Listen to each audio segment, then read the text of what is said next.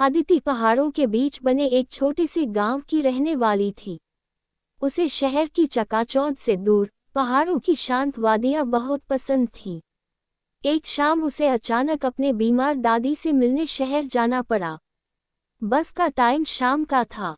पहाड़ों में जल्दी रात हो जाती है, इसलिए अदिति थोड़ी घबराई हुई थी। बस स्टेशन पर सन्नाटा था। कुछ देर इंतजार के बाद एक पुरानी, जंग लगी बस आई। ड्राइवर एक लंबा, दुबला आदमी था। उसके चेहरे पर एक भी भाव नहीं था। अदिति बस में अकेली सवार थी। उसने सबसे आगे वाली सीट ली और खिड़की के पास बैठ गई। बस चल पड़ी। जैसे जैसे रात गहराती गई, वैसे वैसे पहाड़ों के घने जंगल में अंधेरा गहरा होता गया। पेड़ों की काली परछाई खिड़की से अंदर झांकने लगती थी। अजीब सी सन्नाटा और तेज हवा की आवाज अदिति को और ज्यादा डरा रही थी। कुछ देर बाद बस एक सुनसान रास्ते पर मुड़ गई, जो गांवों से होकर जाता था। रास्ते में अक्सर अंधेरे में झोंपड़ियां दिखती, जिनके टूटे हुए दरवाजों से अजीब सी रोशनी बाहर आ रही थी। अदिति को लगा शायद यह रास्ता गलत है। तभी अचानक बस रुक गई।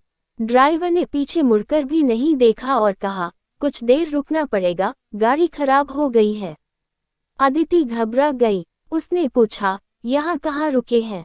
आसपास कोई गांव भी तो नहीं है। ड्राइवर ने कुछ नहीं कहा। बस सन्नाटे में खड़ी रही। समय कटने का नाम नहीं ले रहा था। अदिति डर के मारे कांप रही थी।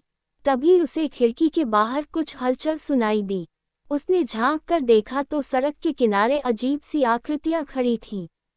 उनकी आंखें चमक रही थीं और वे अजीब सी आवाजें निकाल रहे थे।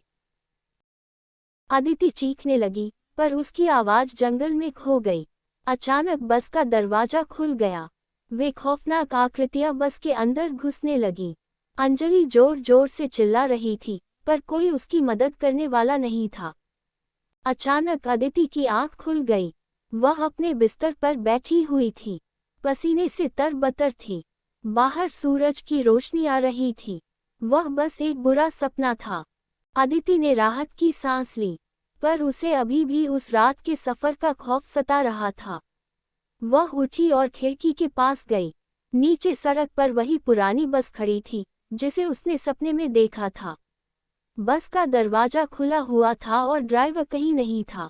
अदिति की चीख निकल गई। शायद वह सपना नहीं, बल्कि एक भयानक चेतावनी थी। अदिति दौड़कर अपने माता पिता के कमरे में गई। उसने उन्हें रात का सपना बताया और सुबह खिड़की से देखी बस के बारे में भी बताया। उसके माता पिता पहले तो उसे शांत करने लगे, ये कहकर कि यह सिर्फ एक बुरा सपना था। पर अदिति जिद करती रही। मजबूर होकर उसके पिता नीचे गए और सड़क पर खड़ी बस को देखने गए। कुछ देर बाद वह वापस आए। उनके चेहरे पर परेशानी के भाव थे। उन्होंने अदिति को बताया कि वहां कोई बस नहीं खड़ी है। शायद वह बस सचमुच में एक सपना ही थी। लेकिन उस रात के बाद अदिति को कभी भी शाम के बाद अकेले यात्रा नहीं करनी पड़ी। और जब भी उसे देर रात सड़क पर कोई अजीब सी आवाज सुनाई देती थी, तो उसे उस खौफनाक सपने की याद आ जाती थी। शायद वह सपना था, या शायद एक ऐसी भयानक चेतावनी जिसे उसने अनदेखा कर दिया था।